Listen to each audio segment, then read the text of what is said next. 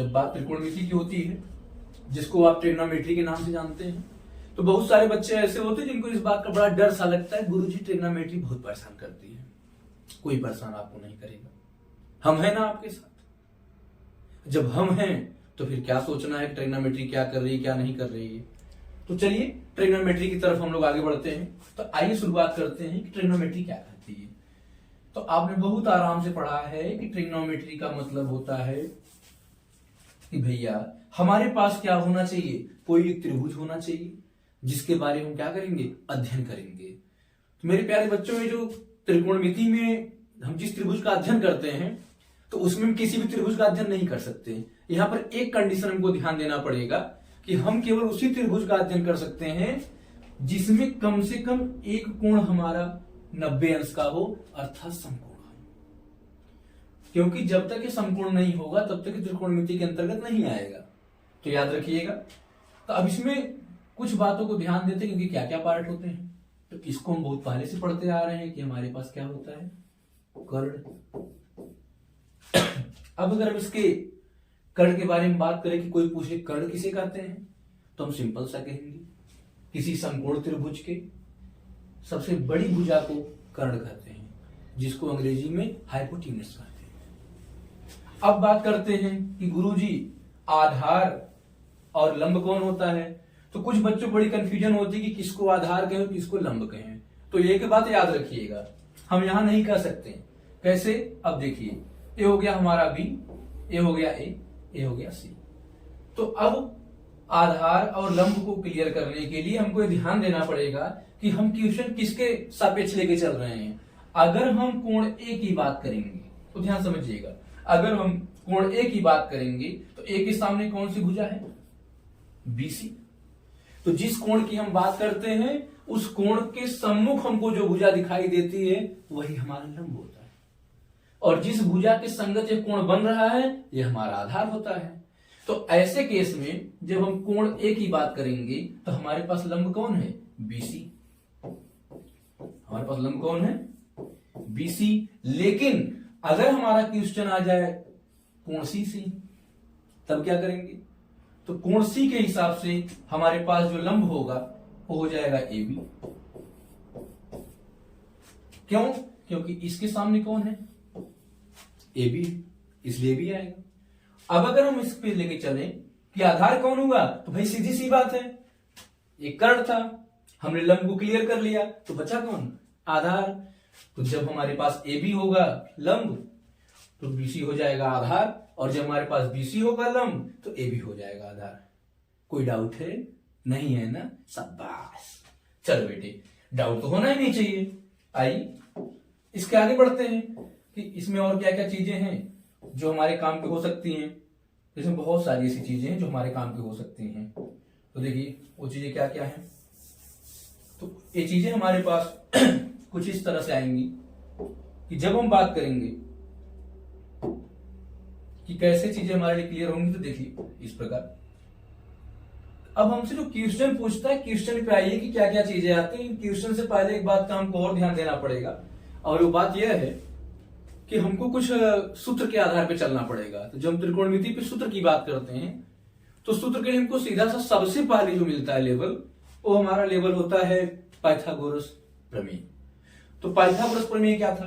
Pythagoras प्रमेय भी इसी के आधार पर था कि अगर ये हमारे पास कोई बी है, ए है और सी है, तो यहां पर भी हम ये देखते थे कि अगर कोण ए के हिसाब से बात करेंगे तो हमारा जो बीसी है, जो ए बी है, जो ए सी है, तो इसने कहा था कि जो दोनों छोटी छोटी भुजाएं हैं ए बी और बी सी, इन दोनों के वर्ग का जो योगफल होता है, सबसे लंबी भुजा जो हमारी होती है समकोण त्रिभुज में कर्ण, उसके वर्ग के बराबर होता है। तो अगर हम इसको लिखना चाहें तो इस प्रकार लिख सकते हैं कि जो हमारा AC का वर्ग होगा वो क्या होगा, AB के वर्ग और BC के वर्ग के इसके इक्वल योगफल के बराबर। तो हम लिख सकते हैं कि AB स्क्वायर और प्लस BC स्क्वायर। तो ये हमारे पास आ गया। तो अब अगर AC square equal to AB square plus BC square है तो हम बहुत ज्यादा कुछ इसमें याद करने की बात नहीं करेंगे, सिंपल सा तरीका सोच लो बेटा। अगर दो छोटे छोटे हैं तो जोड़ने पे बड़ा होगा, एक बड़ा दिया है एक छोटा दिया है, तो सिंपल सा मेथड है यार, बड़े में से छोटा वाला घटाएंगे दूसरा छोटा निकल जाएगा। बात समझ में आई कि नहीं आई? आ गई ना, शाबाश। देखो कर्ण दिया है, लंब दिया है, तो सीधी सी बात है कर्ण की स्क्वायर लंब का स्क्वायर माइनस कर दो, आधार की स्क्वायर बच गया, ठीक ना। अब अगर कर्ण दिया है आधार दिया है तो इसके स्क्वायर में से माइनस करके लंब का स्क्वायर निकाल लो, कोई दिक्कत है नहीं ना। इसी तरह से तो हमने कहा कि फार्मूले से हट जाओ, फार्मूला नहीं रटना, हमको इसको नहीं रटने की जरूरत है। सीधा सा हमारे पास तरीका है कि दो छोटे वाले को हम क्या करेंगे, उन दो छोटे वाले को हमेशा जोड़ने का प्रयास करें ताकि बड़ा निकल जाए, और बड़े वाले को अगर छोटे वाले के साथ रखे हैं तो छोटा वाला घटा देंगे दूसरा छोटा आ जाएगा। क्लियर ना? चलिए, तो इसी के आधार पर हम इसको लिख सकते हैं बहुत कुछ, लेकिन मैंने जब आपको तरीका बता दिया तो लिखने की कोई बात ही नहीं है। अब लिखने की बात क्यों नहीं है? फार्मूला लिख के क्या करेंगे, बहुत लिख चुके हैं, ठीक ना। 1 महीना एग्जाम बचा है, सीधा सीधा ध्यान दो इधर कि सीखेंगे कैसे, लिखना नहीं है। चलो एक क्वेश्चन ले लेते हैं। तो देखो क्वेश्चन बनते कैसे कैसे हैं। तो इन पर जो क्वेश्चन बनते हैं इनसे पहले इनके कुछ कॉन्सेप्ट को और अच्छे से समझ लो। उसमें कॉन्सेप्ट में क्या क्या चीजें मिलेंगी, तो जो सबसे ज्यादा उपयोगी है वो कॉन्सेप्ट है हमारा त्रिकोणमिति के कुछ अनुपात। और इस अनुपात में सबसे पहले अगर हम बात करते हैं तो कुछ स्पेशल जो चलते हैं वो आते हैं साइन, कॉस, सेक, टेन, कॉसिक। अब जरा सोच के बताओ भाई, कुछ बचा क्या? बचा? हाँ यार, कॉट बचा। कॉट तो लिखे ही नहीं थे, इतना सोचोगे। अच्छा, एरो कॉट हो गया। तो अब जरा इनको समझो, इनके क्या रेशियो होते हैं, कैसे होते हैं। तो ध्यान देना, कोई तरकीब नहीं लगानी यहां पर। लाल बटे कक्का, कक्का बटे लाल, सीधा सीधा याद करना सीखो। लाल कक्का करते करते पूरा बोर्ड एग्जाम निकल जाएगा। साइन की बात करते हैं तो सीधा कहता है कि लंब ले लो और क्या करो, कर्ण ले लो। कास की बात करते हैं कि कहता है भाई आधार ले लो, कर्ण ले लो। जब टेन की बात करते हैं तो कहता है लंब ले लो, आधार ले लो। और कुछ कहता है क्या? इतना ही कहता है ना। चल, इनमें हमको एक एंगल दिखाना जरूरी है, तो हम ए लिख लें, थीटा लिख लें, कुछ भी लिखने से कोई दिक्कत नहीं है, ठीक है। क्योंकि बिना एंगल के हम कॉस या सेक या कॉसिक को यूज करने का कोई मतलब नहीं है। अब इनसे जरा देख लो, तो हमारा जो साइन है, साइन के हिसाब से इसका जो प्रतिलोम बनता है होता है कॉसिक। तो सिंपल सा मेथड है कि हम इसको ऊपर कर देंगे और इसको नीचे कर देंगे, यही होता प्रतिलोम का मतलब। अब अगर हम सेक की बात करें तो कहता है भाई कि हम कॉस के प्रतिलोम है, तो इसके लिए कोई बात होगी, ऊपर चले जाएंगे और नीचे चले जाएंगे। अब रही बात किसकी? कॉट की। कॉट कहता है हम टेन के प्रतिलोम है, तो इनके लिए हम कर देंगे इनको नीचे और इनको ऊपर। बात समझ में? तो क्वेश्चन इस पर बनते कैसे कैसे, जरा क्वेश्चन की तरफ हम घूम के देखते हैं। मन करे नोट कर लेना, याद होगी तो अच्छी बात है। तो बस रिवीजन सा करा रहे हैं ताकि जिन बच्चों को नहीं पता वो जान जाए और जिनको पता था वो आगे का देखें। चलिए, तो अब इसी के साथ फार्मूला सिस्टम खत्म करते हैं, क्वेश्चन पे आते हैं। क्वेश्चन कितने तरह बनते हैं। अब टाइप 1 पे आ जाओ। अब टाइप 1 पे आ गई। टाइप 1 कैसा क्वेश्चन हो सकता है, तो देखो ये सीधा सीधा लिख लिए। मान लीजिए कि साइन थीटा या साइन ए बराबर 3/5। ठीक, अब तुमसे कह दिए कि शेष अनुपातों के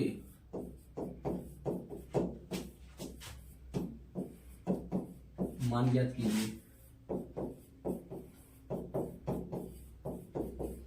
अब अगर शेष अनुपातों के हमको मान ज्ञात करना है तो हमको यहां पर ध्यान देना होगा कि जो साइन थीटा है इसका मतलब क्या होगा।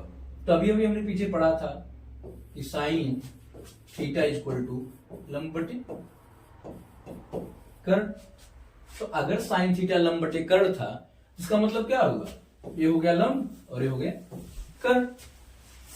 लंब हो गया और कर्ण हो गया। अब अगर लंब और कर्ण के आधार पे हम चले तो एक हमारा त्रिभुज ऐसा कुछ बनेगा जिसमें क्या होगा, एक कोई हमारे पास लंब हो जाएगा, दूसरा क्या हो जाएगा, कर्ण हो जाएगा। तो कर्ण कौन है हमारे पास, ए है, इसकी वैल्यू 5 दी है। लंब कितना है, 3 दिया है। तो अब हम बात करेंगे ए के हिसाब से दिया, अगर हम इसको ए मानेंगे तब हमारे पास लंब कौन होगा, 3। तो ये बात पे हमेशा ध्यान रखना। चलो ये हमारा समकोण हो गया बी। अब अगर इसके हिसाब से देखें तो हमने कहा था ना, देखो एक बड़ा दिया है और एक छोटा दिया है। मैंने कहा था जब एक बड़ा दिया और एक छोटा दिया तो निकालना क्या है, छोटा निकालना है। तो सिंपल सा मेथड क्या करेंगे, स्क्वायर करके घटा देंगे। चलो तो हम ज्यादा कुछ फार्मूले नहीं चलते हैं, डायरेक्ट स्क्वायर करके क्या करेंगे, घटा देंगे। चलो भाई हम ए बी का स्क्वायर निकालते हैं। स्क्वायर कर लो, 5 का 25, 3 का 9, कितना हो गया 16। अब जरा सोचो, स्क्वायर तब तक नहीं हटेगा, ठीक है, सॉरी यहां पर हमें क्या करना था भाई, घटाना था। तो ध्यान देते हैं, इसको घटाना है तो घटा लेते हैं।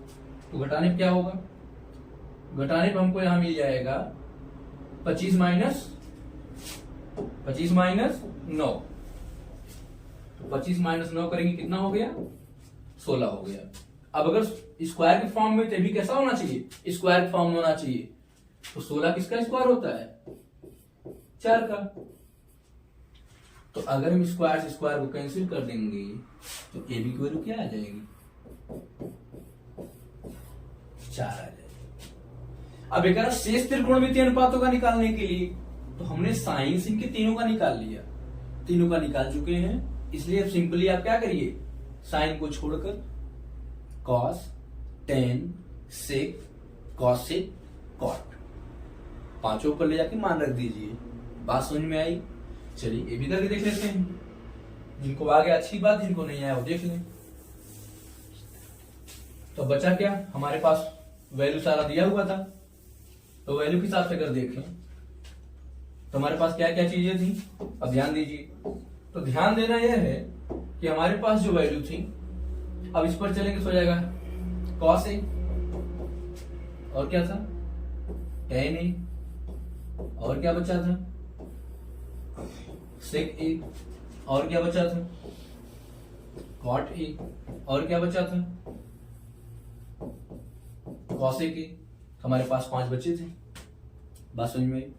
आधार कितना आया था हमारा 4, एक तरफ पर लिख लो भाई, आधार कितना आया था 4, लंब कितना था 3, कर्ण कितना था 5। मान रखना शुरू करो। तो साइन बाद कॉस आता है, पहले कॉस देख लो, कॉस का आता आधार बटे कर्ण, लिख लो भाई 4/5। टेन हमारा का आता है लंब बटे आधार, लंब ले लो 3, आधार कितना 4। सेक हमारा का आता है, हम किसके उल्टे हैं कॉस के, तो ले लो भाई 5/4 कर लो। अब काट का आता हम टेन के प्रतिलोम है तो 4/3 कर लो। कॉसेक पे आ जाओ, कहता साइन के हैं तो हमारा क्वेश्चन ही क्या था 3/5 ना, 5/3 कर लो। बताओ कोई डाउट है कहीं, नहीं। इसी क्वेश्चन को हम थोड़ा सा मॉडिफाई करके बना देते हैं। बुक में क्या दिया तुम कर लेना, ठीक ना, हम जो दे रहे तुम यहां सीख लो। अरे यार अच्छा बताओ, जब बुक हम करवा देंगे तो तुम कहां से करोगे, तुमको एक्सरसाइज चाहिए ना करने के लिए, तो मैं तुमको सिखा दे रहा हूं, जाके बुक का कर लेना, पक्का ना, छोड़ना मत बेटा। हाँ मत सोचना जितेंद्र सर नहीं देखेंगे, अरे सपने में आएंगे पगलू हम। चल आओ शुरू करते हैं कहानी आगे की। अब दूसरे टाइप का क्वेश्चन थोड़ा देख लो। अब दूसरे टाइप में क्या क्या आएगा, अब ध्यान देना इस पर। तो दूसरे टाइप में हमारे पास जो आएगा, अब इसमें हमारे जो क्वेश्चन होंगे थोड़ा अलग टाइप के होंगे। कैसे क्वेश्चन होंगे ध्यान दो।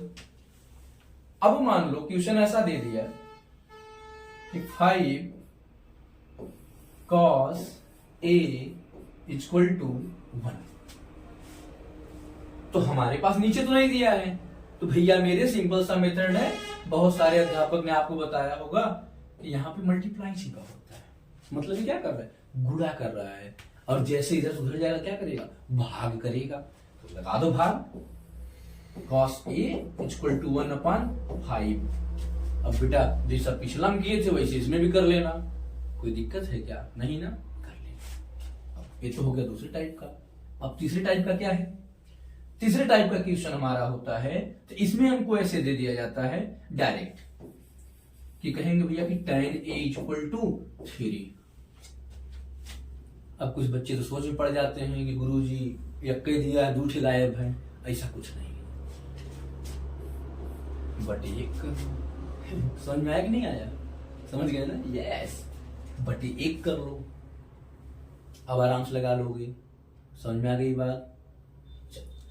अब इसी पे मान लो क्वेश्चन ऐसा दे दिया कि tan A इक्वल टू 3, तो तुमने लिख दिया 3/1, कह दिया कि यदि tan A इक्वल टू 3/1, तो अब देखो भैया इनका दिमाग फिर गया है, कैसा कैसा क्वेश्चन बनाएंगे।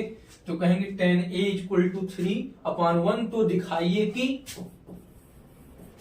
क्या दिखाना है इनको? अभी कहेंगे दिखाइए कि sine square A plus cos square A equal to 1। बात समझ में आ रही नहीं आ रही?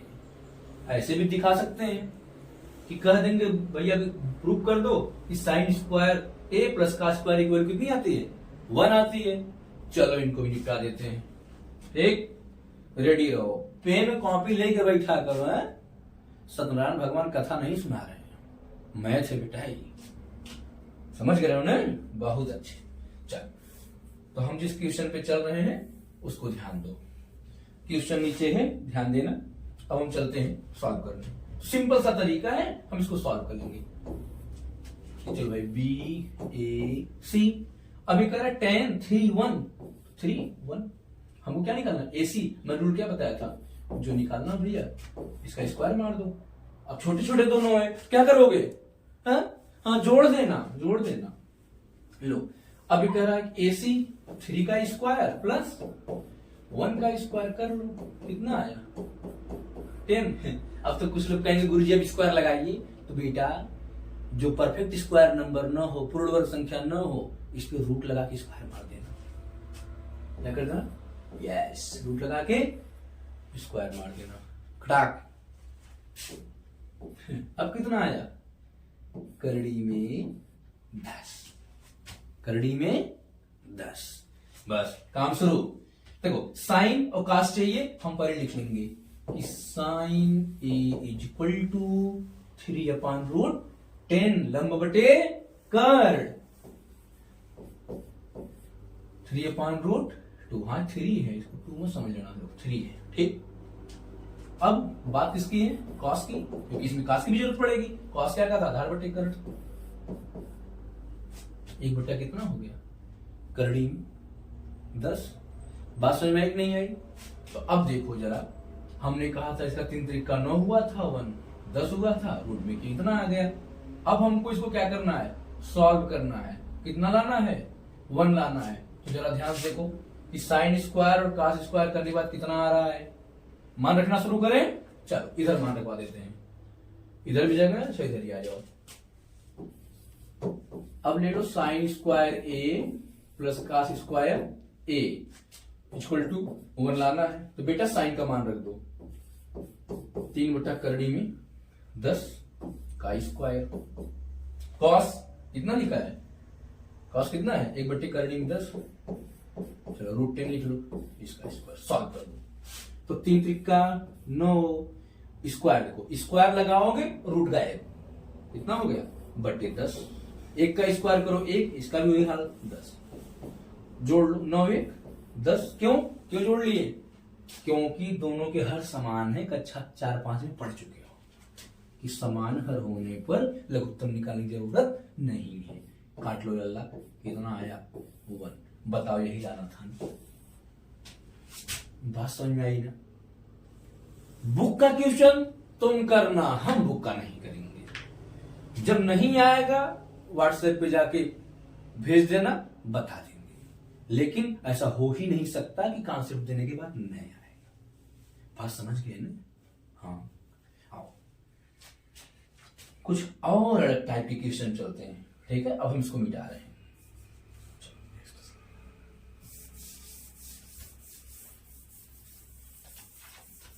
अब इसको मिटाने के बाद क्या करना है, अब आगे हम चलते हैं कुछ और टाइप्स के क्वेश्चन पर।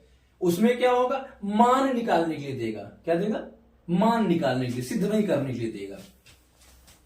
तो बेटा मान निकालने में हमारे पास एक बड़ा अजीब सा क्वेश्चन देता है कभी कभी कि sine A is equal to 1 संभव है, नहीं संभव है। तो ऐसे लिखेगा 1/2। अब तुम सोचो काहे नहीं संभव है, बताना कमेंट में।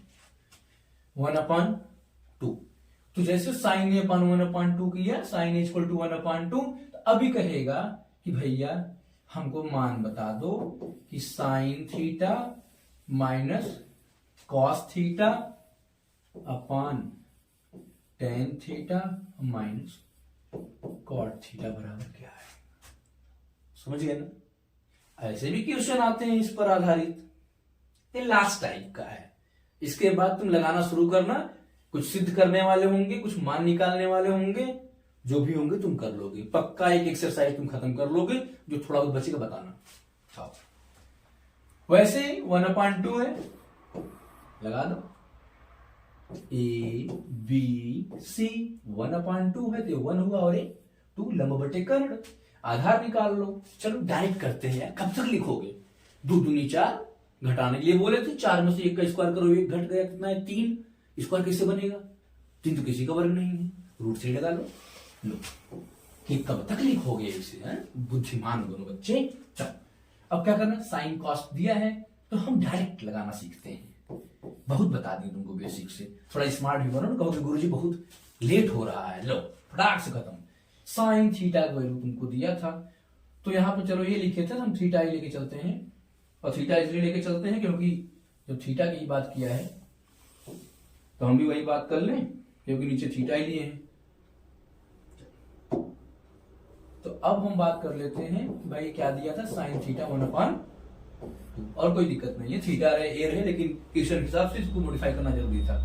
तो साइन थीटा लिख लो 1/2 माइनस कॉस थीटा √3/2।